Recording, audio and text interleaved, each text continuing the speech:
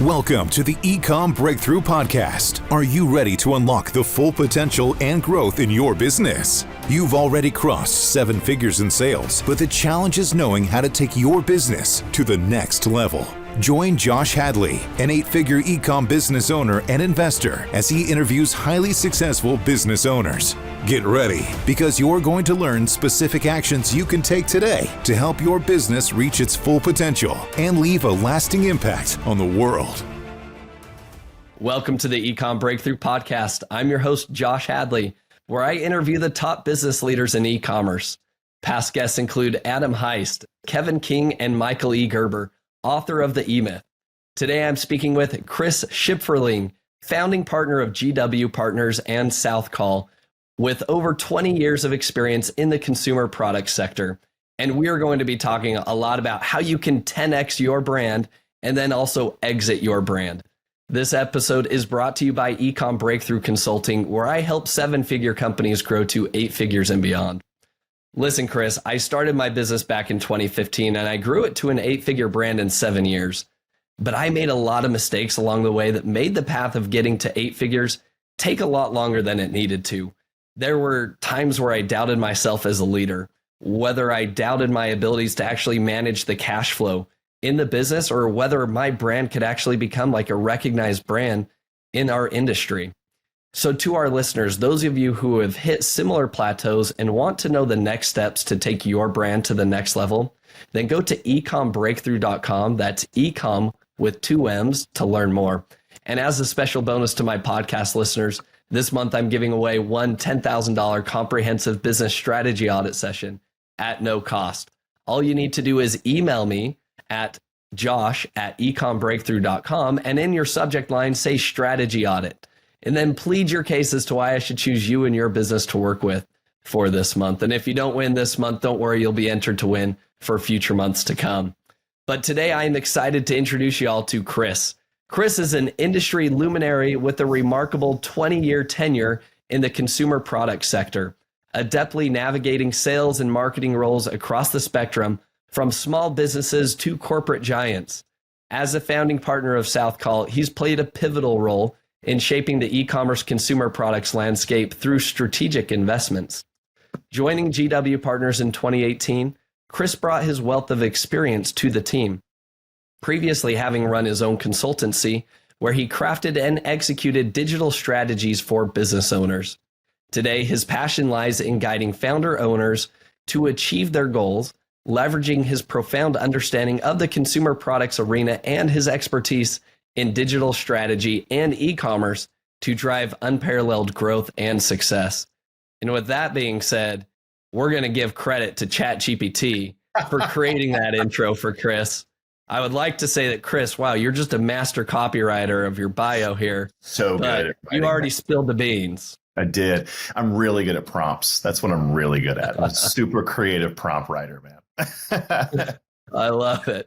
Well, yeah, Chris, welcome to the show. Yeah, thanks, Josh. Appreciate it, man. Thank you so much. First time on, and I'm really excited.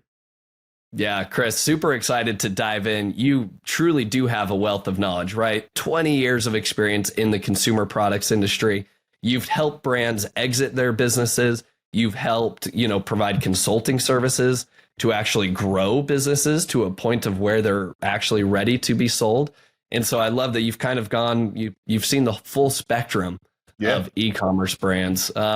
So Chris, one thing I want to just kind of start the conversation off with is, what do you see going on in the market right now?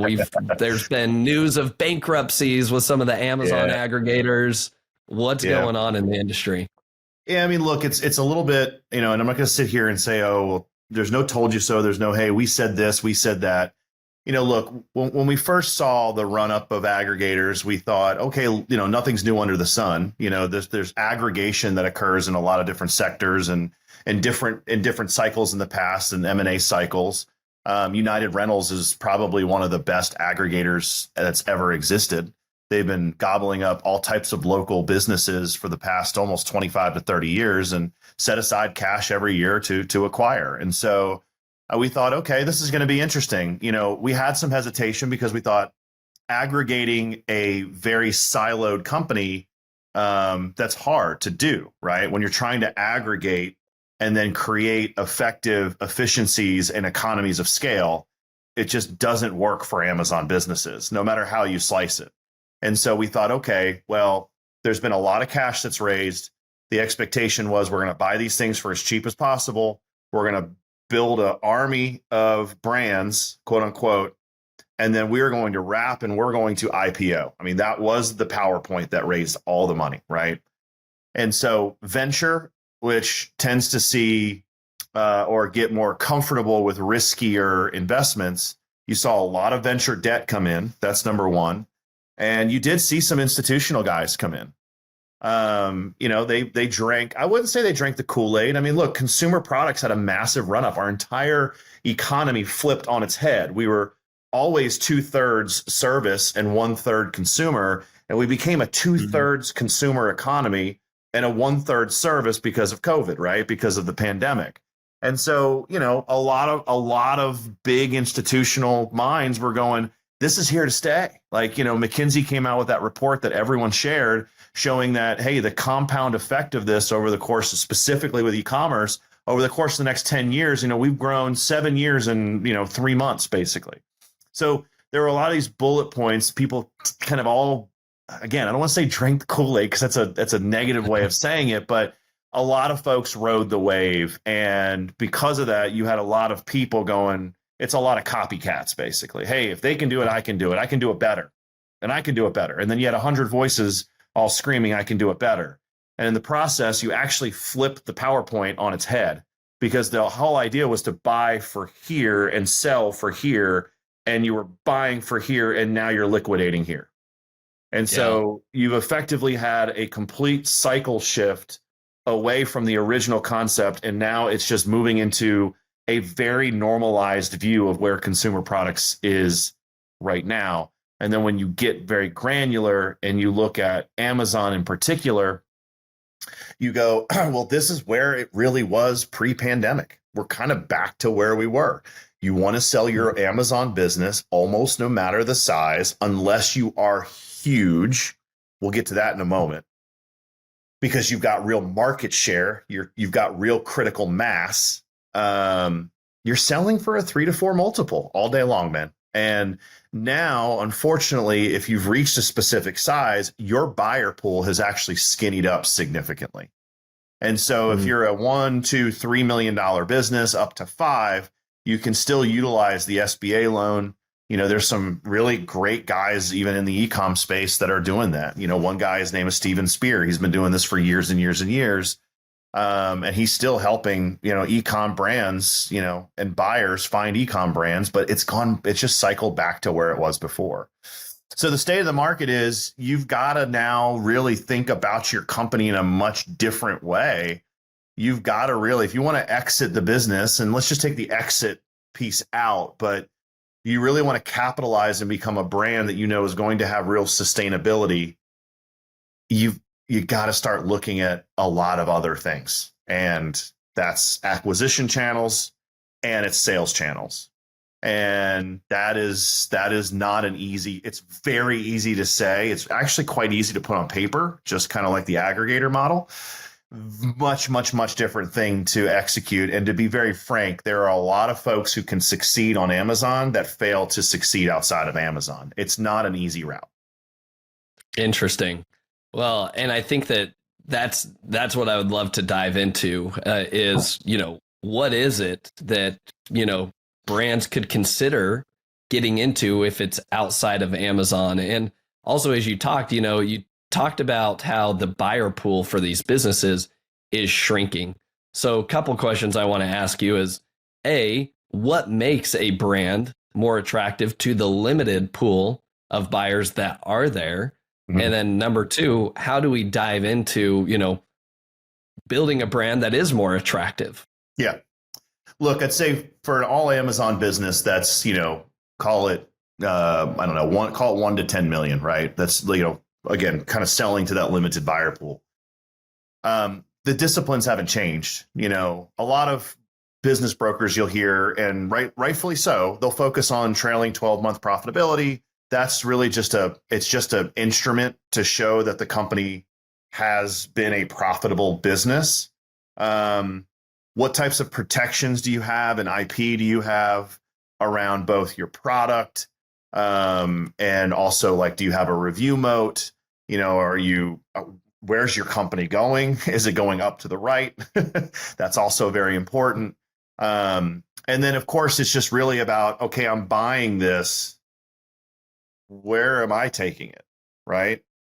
And so the attractiveness of that, which is, hey, look, if you're just a really good cash flowing company, okay, great. Well, I know I'm buying something that I could probably bolt on a few other products to. I can continue to launch new product. I heard, Adam Heist was on your podcast. I love Adam. Yeah. And, he just said it the other day in one of his videos, when you're just purely selling on Amazon, man, it's like an ice cube, like it's constantly melting. And so if you look at it and go, okay, well, this is something I can consistently launch new products. Okay, that's a good discipline. That's a good discipline for me to invest in. So it's kind of the same, I'd say, level of discipline that's even been around for these same businesses for the past decade. Why am I buying it? But there's a huge discount, unfortunately, when it's something that is going to be, has never had the proof of concept away from Amazon. That's number one. Doesn't have heavy product protection. And what I mean by that is real product roadmap, real design or utility patents on the product itself. And also I'm going to say you just know, because it's so subjective to say that, but you just know it's going to be really difficult to grab market share outside of Amazon, just period. So there's a real discount on all of that. And so, and again, it limits you to a specific multiple, but look, there's buyers out there that are happy to buy those companies all day long. There are corporate folks who left corporate America and are looking, they retired early, they got laid off, but they've got a really good IRA, which is also a good vehicle to purchase companies. They've got enough leverage, kind of personal wealth leverage, to get an SBA loan. And they're looking at it and they're modeling it out and going, I'm going to buy this for 3 multiple and I'm going to cash flow it for the next 10 years. And I'm going to grow it nice and slow. And the SBA loan doesn't burden the business and I can make some money out of this thing. I mean, that there's a real market for that, but it does play into my point. It's just a skinny amount it's just a limited buyer pool. That's it. Fascinating.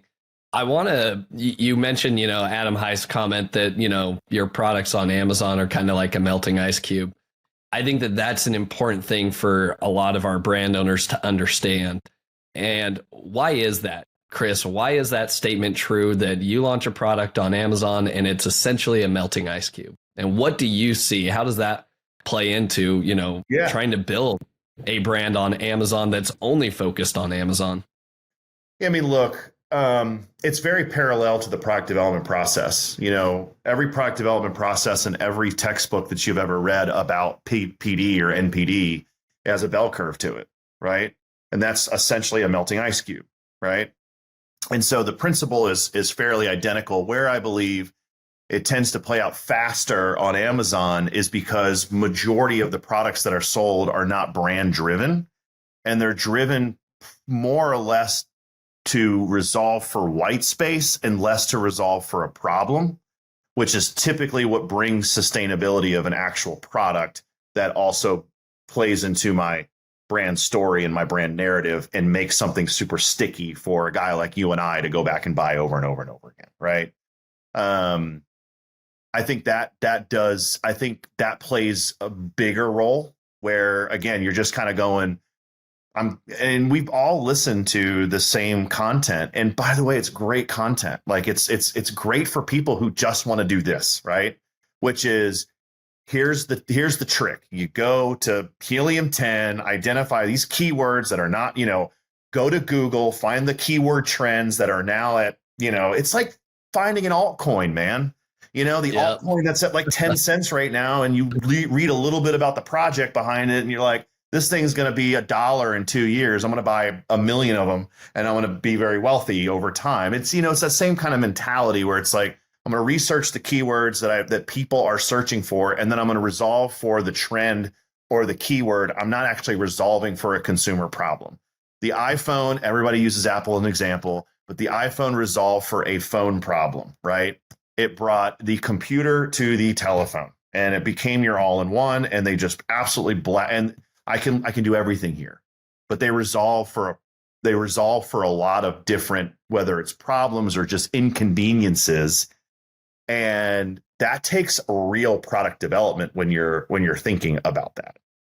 That's when you get utility patents introduced. It's when you get design patents introduced. And I'd say the other way to not be a melting ice cube, we'll get into this later, is I've got a lot of activity away from Amazon that's driving people to Amazon. We see that with a lot of with the brands that we're working with. One in particular in the beauty space is driving a very nice Amazon business, but that's because they're driving a really great meta strategy right now. And so, and look, at the end of the day, Amazon's a marketplace of convenience, man. Like, I go there because I want the thing in 2 days. I can trust that it's going to come either in a day or 2 days or 3 hours. And I just would rather order there than on their Shopify website. Although there's things that are happening in the Shopify world that are making it way more friendlier. Like, Shopify is moving to one-page cart here very shortly, which is very different than what they've had in the past. Shop has made it easy. And then, of course, they're getting Shopify, BigCommerce, and these platforms are working with 3PLs to try and become much more friendlier when it comes to getting product a lot faster, et cetera. But you get my point. So, yeah. But that's why it becomes a melting ice cube. So you're just stuck in a place where it's fine. This is not a bad methodology, by the way. Like, there's no good or bad here. It's just the result is very different, right? When I'm just constantly launching new products, but they're going really well and I'm cash flowing a lot of money. Great, man.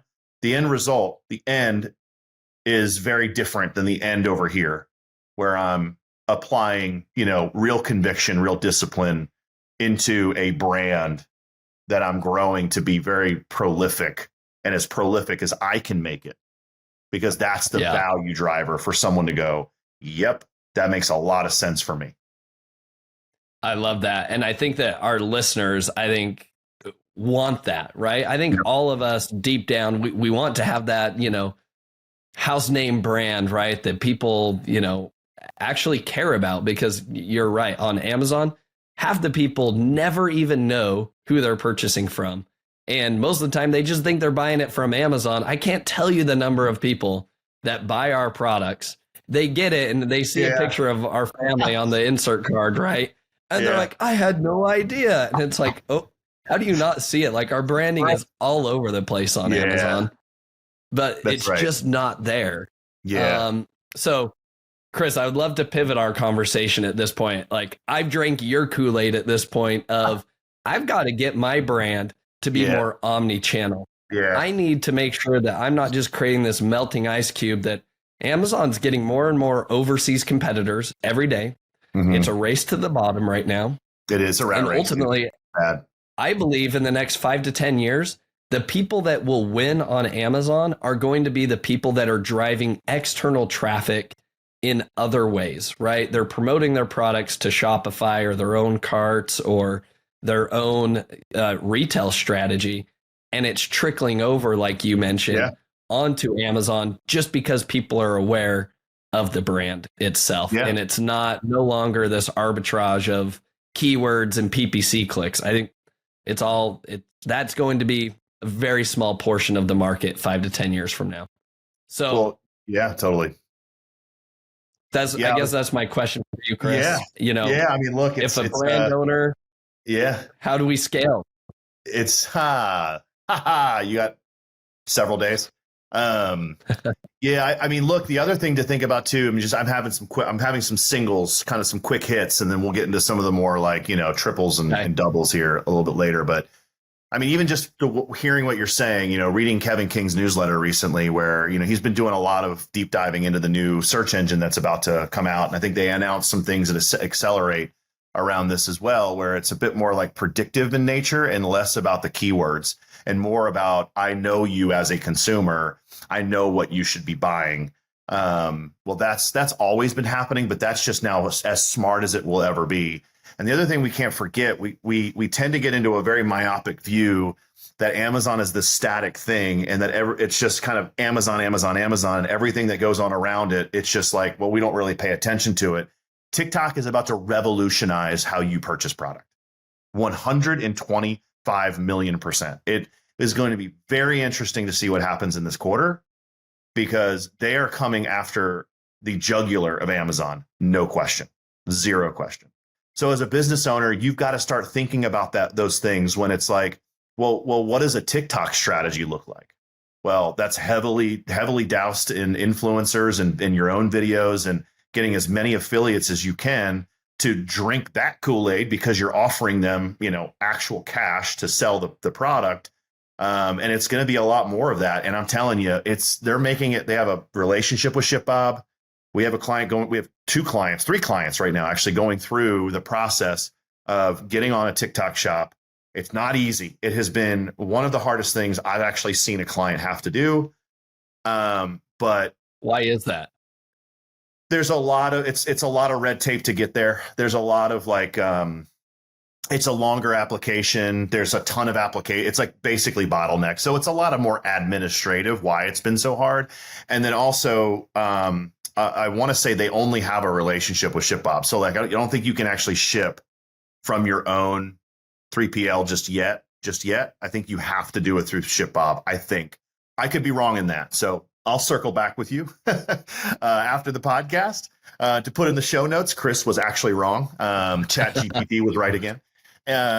So anyways, that's just a kind of a quick hit that I was thinking about. But yeah, I mean, you're totally right. I mean, when you're really thinking about and your business owner is going, okay, well, how do I actually scale from here? How do I grow from here? Well, look, when you started your company, you said, I'm going to just go to Amazon. It was all about Amazon and less about product in most cases. And again, I'm also speaking from having talked to a lot of founder owners that have Amazon businesses. So it's not like I'm just throwing this out of, thin air or some hat. This is coming from some real context. But it's more like, hey, I'm just going to go find a product. I'm going to sell that widget through Amazon. That's kind of what it's been.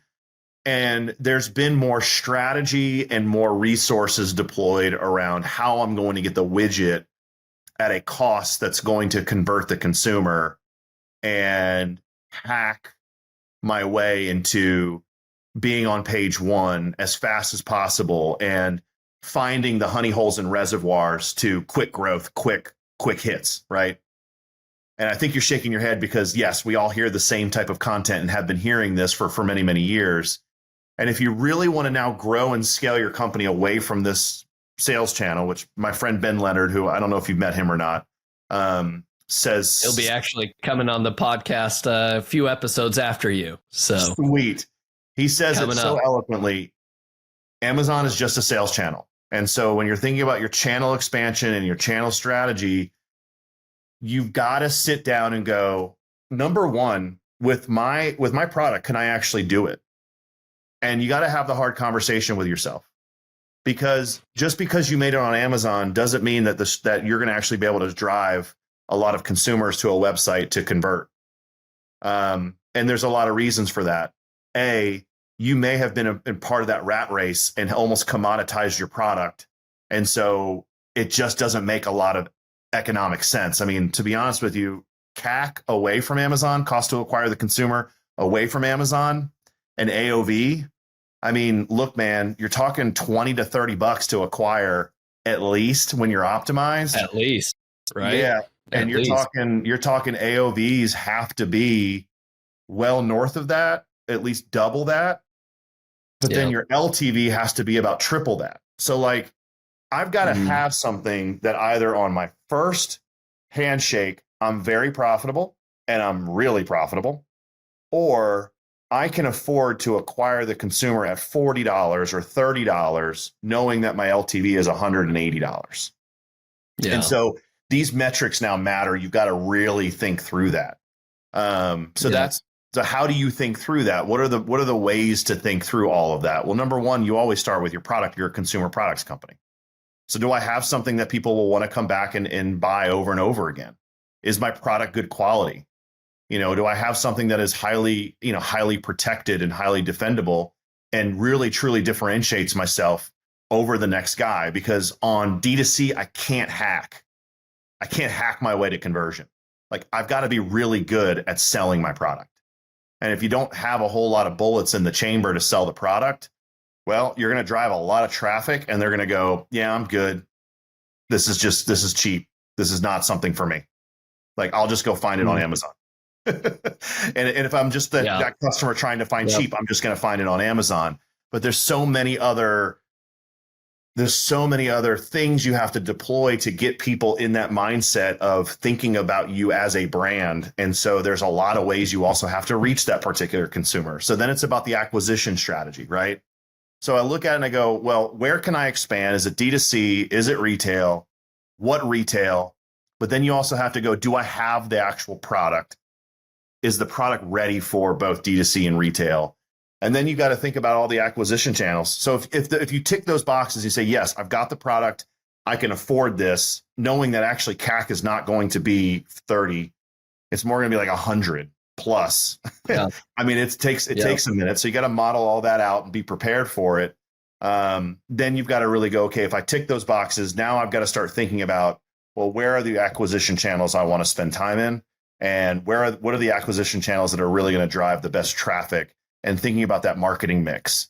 And I want to say one thing, and I'm saying a lot, so bear with me. Not every marketing mix is the same.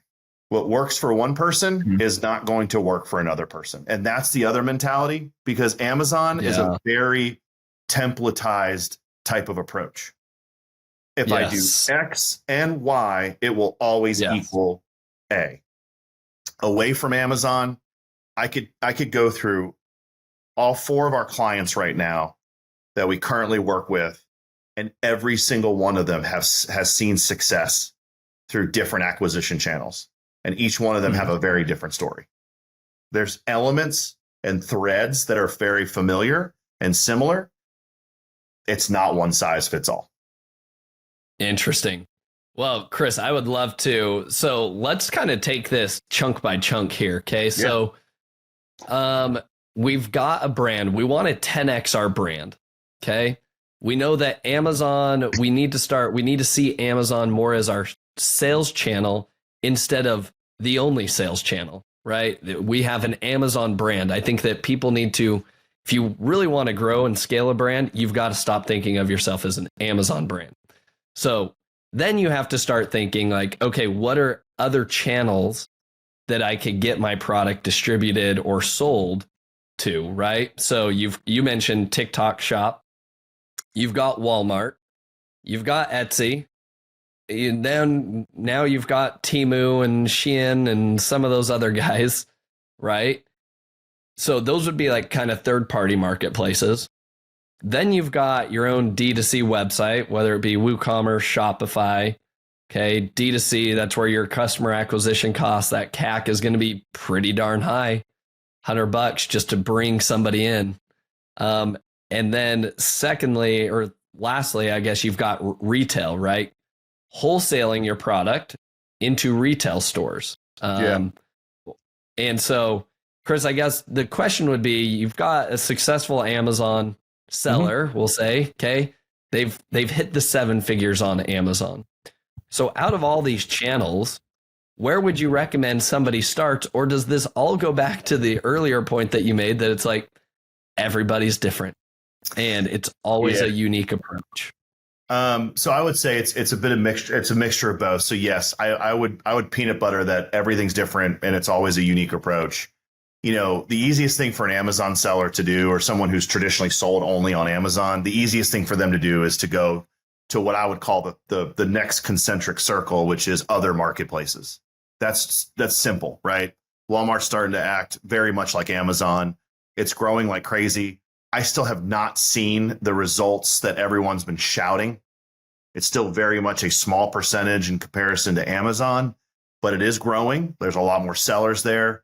I just think Walmart still has a ways to go to become more friendlier for a lot of Amazon. A lot of Amazon sellers, their AOV is less than $30. And if you don't have Walmart Plus, which a lot of people don't have Walmart Plus, you and I both have Amazon Prime. You and I'm guessing I don't have Walmart Plus. I'm guessing you don't have it either. No. Well, there you go. I know it's anecdotal and it's a stupid stat, but it's something, right? Well, if you buy anything less than $30, you get charged $8 for shipping. on Amazon or on Walmart. So they're in a little bit of a, I think that's why you're seeing a lot of sellers going, hey, I put my stuff on Amazon or Walmart, put my stuff on Walmart, and I'm not really seeing the sales that everyone else is screaming. It's mainly that reason. Okay. But it's easy. Like going on eBay is easy. And you can even, utilize software like Channel Advisor to go into Newegg and Rakuten and all these other different types of marketplaces all over the world if you wanted to. That's an easy next concentric circle for a lot of folks who are traditionally on Amazon. But if you want to start now thinking about the other concentric circles that you just mentioned, I would say even TikTok Shop. I mean, unless you can get really clever with your content around your product, then you're just going to really struggle to sell because if you're just showing a video of something that feels very commoditized and it's not a great price point, you're probably just going to be spinning a lot of tires on TikTok. But who knows? Yeah. Who knows? Like, again, I'm not claiming that whatever I am saying is like gospel. It's who knows? You could have a great experience, but typically what you find, I bought an external monitor from TikTok Shop, right? Like this thing just sets up next to my computer. It was $95 and like my TikTok was just flooded with their videos and easy videos like, hey, do you go to different work? Do you go to Starbucks to work and blah, blah, blah. It's like, boom, want that. Right. So even though it's a little bit more commoditized, they did a clever video nailing their consumer. So I'd say that concentric circle would be like TikTok Shop. And then of course, I think in the next and things like that, I'd say the next concentric circle would be D2C. And that's a much harder go. That's everything we talked about earlier. So I would also put this in a hierarchy of difficulty, right? Kind of as you were talking through it. And then I think the final piece of difficulty is wholesale. Fair makes it super easy for anybody to sell their product. And, it operates very similar to a marketplace. It's very much low touch. You have to have some level of customer support, some level of sales support, but very minimal. Yeah. But you're not going, you're only going to do, I don't know who you've spoken to about Fair as you've been consulting with folks. I've never seen it go. I've only talked to one person where they're like, oh my gosh, I'm doing millions through Fair. Yeah, I haven't heard anybody just like revolutionize their business and now they are all in on the whole wholesale. Yeah. And so exactly. And you mentioned Etsy, even though it is a marketplace. So I would also put, Macy's and Home Depot and all those marketplaces. But then, so you're getting to TikTok and then you get to, D2C and then with retail Fair. And then that's when I think rubber starts to hit the road, man. That's when you feel the brakes, I think, a lot harder in that circle because you really have, if you really want to be in retail, how do you define that? I define it by being in a retail environment like a Best Buy, a Kohl's, a Target, a Walmart, Bye Bye Baby is making a comeback, any of these types of retail environments. I just talked to somebody this morning about this. You can get online, Target Plus, even though that's a very weird thing going on at Target Plus right now. You have to have at least 100 SKUs and still a buying process. And it's just, they don't have their act together yet. They're much more liberal on their website. You want to get in their store, that buyer only has this much space for you.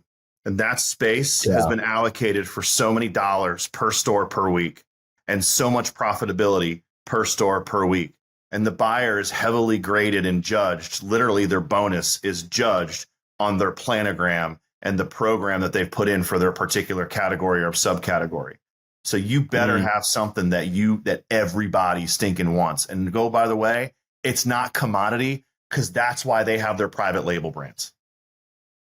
They just take all commodity and just say, I'll make it myself. Like, I don't need your commodity. That's awesome that you've got 55,000 reviews, but if I'm just making something that's $20, I'll just do it my own brand. And I'll make way more money than just putting your stuff in here for that type of product. But if I'm really going to buy into something new for this shelf, oh buddy, you better come heavily packed with some data. You better have some unbelievable innovation or branding that just knocks people's socks off, packaging that is just out of this world.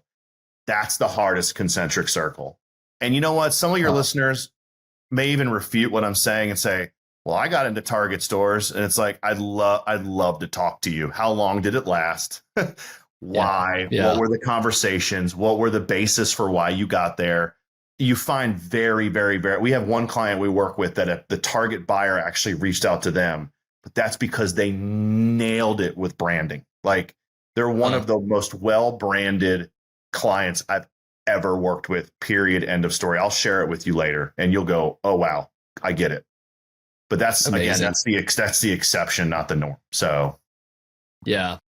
So with that being said, and I think with retail, I think it's important for people to understand, like, retail is definitely a totally different beast.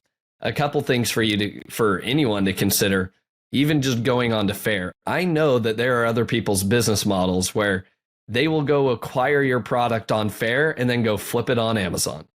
So you need to be, you're only kind of creating some competition for yourself in your own buy box. When you do that, that's one consideration. And then number two, if you want to get into these big box stores, you need to start, like, the amount of capital starts to change, right? Because you're going to be sending in thousands of units. You have to upfront all the inventory. And then guess what? If it doesn't sell, you eat all of that inventory back, right? Because this retail game is not an easy, hey, once I get in, the coast is clear. You've got to be paying, for slotting fees, which means where is my product being located? Is it on the bottom shelf, or am I sitting in the prime spot in the middle? You're paying for that. Yeah, 100%. Just like you pay for Amazon ads. If you want to show up top of the page, it's more expensive. That's right. I mean, you could go on and on, but I think our sellers need to understand, like, it's a different ball game. You need to have a very good strategy. You do. Like we've all learned about Amazon, you've got to invest all that same amount of time, or even better, partner with somebody like yourself that's kind of been there, done that, and has the who's, right, that know how to get things done. Yep. That's right. So I agree with everything you said. I mean, look, bottom line, this is on average. So again, this is just average, 3 years to get profitable in retail, and expect 0.5 ROAS year one. That's good. That's actually really, really good, because it takes so much to get the brand sticky inside of a program and planogram to give you the opportunity to land, expand. That's what they talk about a lot in retail: land, expand, and then sustain. So that modeling means that there's a lot of investment in CapEx that goes into year 1 and 2. And then in year 3, you start to feel the relief. And then year 4 or 5, yeah, I mean, dude, you're adding so much more. At that point, you're a prolific company. Yeah. And you don't have to do as much to drive the consumer to the store. Take a look at someone like Manscaped. That's somebody who went into retail and had a wonderful D2C business, and Target pursued them, and they went into Target exclusively. And we know the logistics company that manages all of their logistics. It's actually one of our clients that we're taking to market, and the law of average is very real. We'll leave it there. It's even if you've become somewhat of a strong brand on Amazon. Let's just say it's Amazon, and you go, because there have been brands that have gone from Amazon to to retail. Again, we pick on them. Because there's only about 3 that have actually done it really successfully. But even with someone that's been a prolific, people know who they are, going into retail is still, there's so much you nailed it, dude. You nailed it with the slotting fees, and you nailed it. There's so much program and return percentage, and about upfront, you upfront everything, and it's 90-day terms. Yeah. Like, so I'm buying the product. You're not getting paid forever. Yeah. You're not typically you're not getting paid for 6 months from the time that I put the order in with the factory. I've got to hold that cash flow for 6 months. So that's honestly where great ABLs come in, and short-term, PO factoring, it plays a really good role with brands that are just new to retail. Yeah. It's actually it's a really good way to go, because you're like, screw it, I'm not going to be that profitable anyways. I might as well take a loan to make sure that this thing gets really, really off the ground. Yeah. Well, I think it's fascinating. I mean, you talked about how you're not going to be profitable for 3 years. You're at a 0.5%, as your ROAS, 0.5 ROAS. I think an Amazon seller listening to this, I think they lost their mind. They're like, their jaw hit the floor. They're like, are you kidding me? Because on Amazon, we're expecting 5, 10 ROAS. And if it's not there, we're starting to shut down campaigns, right? Yeah, that's right. So it's a different animal. It is. Chris, I would love to dive into maybe some case studies that you might have, brands that you've worked with, just to kind of, I think the hard part is we can't lay out a clear path to say, well, take your brand, then go here, do X, Y, and Z, and then you're just going to 10x your growth. I think what we've talked about is here are all of the additional growth levers that you could potentially pull upon to grow your brand to 10x. But it's going to require some testing. And I think that's the most important thing you need to do is always be testing different offers, different marketplaces, D2C, even experiment with some retail to see what gets you going. So, Chris, I would love to hear what you've seen other brands succeed with, fail at. How do they pivot? Yeah, I mean, look, it's a lot of what we discussed. I mean, you got to start somewhere, and I think a lot of the frustration and tension comes in when you and I are having this discussion, and someone hears it and they go, "Well, I want to be that concentric circle, that final concentric circle tomorrow," and it's like, no, man, that takes a long time. And it's building blocks. It's building on other things, on other things, on other things. And again, it goes back to what we said earlier. Both directions or paths are not wrong or right. They just have different results, and the end looks very different. And so if you want to choose this path to, I really want to 10x, I want to grow, I want to be more prolific, I want to have channel expansion and diverse channels and diverse acquisition channels, I want to start owning my own data, and eventually I'd love to get into retail and be an extremely valuable asset to a strategic who goes, holy cow, I have to buy you. That's the other side. This is a very minute point, but everybody who's in retail, in actual retail shelves, everybody's reading the data, the IRI, the FDMX, the Nielsen data, and they're seeing week by week who's starting to gain actual market share. And that's where corporate strategics, that's all they're doing. And if you're eating someone's lunch in a category, that's where you sell for, who is the Amazon brand, the beauty brand that sold to Church and Dwight? I don't know if, was it? I don't know. Well, you have native deodorant sold. You have Zesty Paws, right? Then there's a third, and it'll come to me later. It was but they sold for $650 million. But again, it's because they moved out. They have the concentric circles, and they found themselves in an extremely valuable spot to Church and Dwight, who's a huge private equity fund that buys and holds, to be frank, all these consumer product brands. And so what do I say to somebody who's like, I want to do this and I want to kind of go, look, you highlighted a lot of things. I think it is first off, you got to have a plan, man. I don't know how else to say it, right? You got to put together a plan. You got to put together a business plan. Where am I going to go first? How am I going to fund these things? Like I said, there's what I would call singles and doubles and triples and then home runs. And there's a lot of singles when you've been an Amazon brand because you've got the domain expertise to go into other marketplaces and crush, but there's a ceiling, right? But in aggregate, it can actually bring some decent cash flow to your company to then fund the next level of growth, which is typically direct to consumer. But you got to have a very good, solid, thorough plan on how am I going to achieve direct to consumer. We talked about it earlier.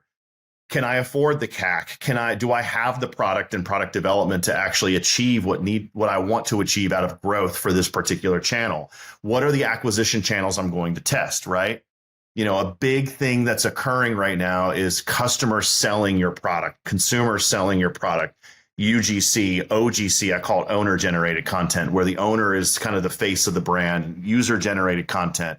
They're actually the ones selling the product on your behalf. That's a big thing right now. And that's actually doing really well. Well, 5 years ago, that wasn't a thing. So following trend, testing the trend for your brand, to your point, taking, 10% of your budget and applying it to just pure, this is best practices for Meta. You always have 10% of your budget where you're using and just testing different method, testing different offers. Landing pages, that's something that you're not used to with Amazon. Landing pages are everything. Deploying different potential strategies. Take Cole and Broom, for instance. They grew exponentially because they created a very sophisticated quiz. They drove all of their acquisition, paid traffic to this quiz. They went, consumer goes to the quiz, and at the end you get hit with a drip campaign of 8 different emails, and they saw their conversion go up almost like 300% just by deploying this as a strategy. Does that work for everybody? No, it doesn't. So let's go back to your point. Like, what's my plan? What's the acquisition channels? How am I testing? And then also, I'm now going to layer in the reason why I'm going to believe that I've got what I would consider a really good plan is because now I've also brought in these experts to help me. And I brought in these people who done that, built the t-shirt, etc. So what you asked for case study, this is where we've seen success. We've seen this with success with our clients. We have one client that's in the custom rug business. In order for them to scale and grow, 2 things: had to get the operations perfect. Spent 2 years doing that. Started getting actual strategic bids from real, which I can't say on the podcast, but real strategic, big players. And is now ready to actually 10X. And we have worked with them. The new director of marketing came from Big Green Egg, worked in the automotive industry, big mind, big thinker, we've been talking to him today at 2:00. Just incredible strategy for now taking the brand from 10 million to 35, 40 million. The operations can handle it. So they've got the operational leverage now, and you're putting the right people in place just to absolutely go bananas. And so, I'm rambling, dude, because I could talk about this for days and days and days. But yes, if I were to boil it down in a more simplistic way, it's thinking about those concentric circles have real business plans to them. One thing can lead to another. You want to have building blocks that build on each other, because I don't necessarily need to rebrand for D2C or the other marketplaces, but I might need to rebrand or refresh for retail. That's happening to one of our clients right now. Wonderful branding. When we came in, we even said, look, you've got really good branding. But then when we brought, a best in class retail consultant, and we're working to get into Sephora or Ulta and Target, we're now working with a branding agency who's done a lot of work with, big beauty brands. And we're going through a refresh, both positioning, messaging, and packaging, because now I got to talk to the consumer in a different way when I go into retail. It's got to be quick. And I can't look like anybody else. Makes a lot of sense. Chris, we could certainly go on for the next 10 hours. You 100%. And I just discussing different strategies and things we could dive into. So Chris, I'm going to wrap things up here and then let you kind of add on anything you think I forgot. But I love to leave the audience with 3 actionable takeaways from each episode. So here are the 3 that I've kind of noted. And then Chris, you let me know if you think I'm missing something. So action item number 1, if an Amazon seller wants to 10X their brand and they want to be seen as that household brand name, you want to go, sell your brand for $100 million plus. The first step in action item I would take, if you're not on multiple marketplaces, that's your lowest hanging fruit right now. Go expand, go copy and paste, and go get yourself on all the other marketplaces. Okay, we talked about Etsy, we talked about Walmart, we talked about, Newegg and Rakuten. Okay, now is that going to be game-changing amounts of money? No, but it starts to add up, right? It's going to be that little snowball. Imagine getting 5% of your current sales from Amazon, but on each of those different platforms, right? And they can start to layer up. So that would be action item number 1. That's something you can do with an existing team that you have in place now. action item number 2, this is where things need to get a little bit more serious, is open up a D2C channel. And I would also kind of correlate, maybe TikTok shop in this as well, where you kind of start experimenting with influencers, affiliates that are going to drive traffic to either if they're on TikTok, then it's going to be to your TikTok shop. If it's off of TikTok, then you're going to be driving it to your D2C website. Yeah, that's right. And I think at the end of the day, you just need to see this as, I'm going to throw a bunch of crap at the wall and I'm going to see what, if anything, I can get to stick. But knowing that this is not going to be an easy play, you're going to have to test. And just because somebody's doing an XYZ funnel and their ad looks this way, that doesn't mean you can go copy and paste that and it would, do wonders for your own That's brand. right.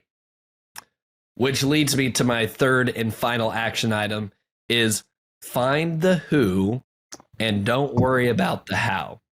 I think that so many of us that have grown our e-commerce business on Amazon, we are so used to, I purchased this course, I followed the course, I made millions of dollars. And I think all of that kind of goes out the window when you need to start focusing on D2C. Now, are there courses that teach you how to, create your own Shopify store and all that stuff? Totally. There certainly are. But if you've already got $1 million plus business on Amazon, you've got the funds and you can go a lot faster if you go find the right who's. And, Chris, that's why you mentioned it's not necessarily you. You are not the person I'd go to say, hey, what's the right meta strategy for me? But you know the right who's, the right who's to get me into retail, the right who's to help me rebrand so that I do look better for a potential exit down the road.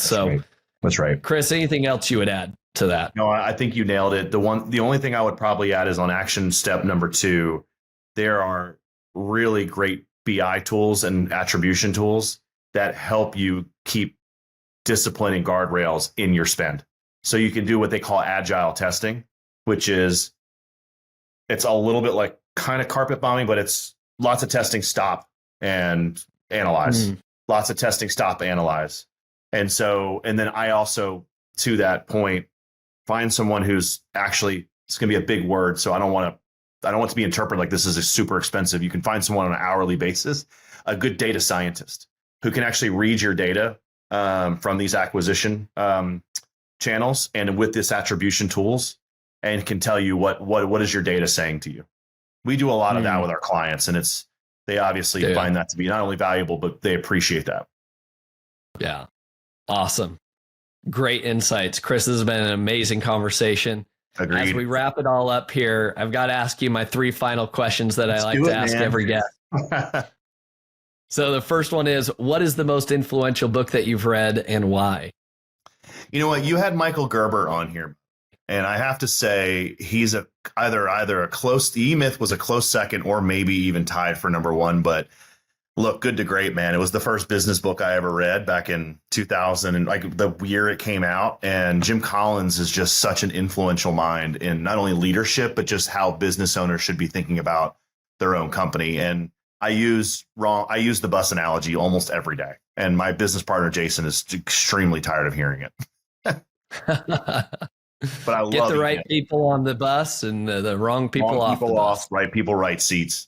And your plan is, in fact, I kind of add, I've created some addendums to it. The driver is your actual strategic plan and blah, blah, blah. So I love it. Chris, second question here. What is a new productivity tool or software tool that you've recently discovered that you think is going to be a game changer?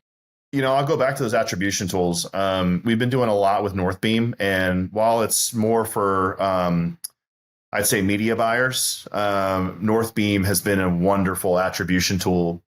Second to that, I have to say it, there's a BI tool, because that plays a bit of a separate role. It gives you a lot more insights into your particular customer, the traffic that's coming to the site. It's called Source Medium. Phenomenal. Like, we love those guys, super, super smart guys who develop this software. And we always recommend that a client has both, because when you have both, you have a more comprehensive view and read on what's happening. Where's my attribution? where's the conversion really coming from? It lists everything on Northbeam. Amazing. And then for those who are coming, like we look at a lot of cohorts, right? And so it's like, well, let's analyze this particular cohort data. What's the type of customer that's landing on this landing page versus this landing page? And you can do you get where I'm going. It's Source Media and Northbeam, two great tools. I love that.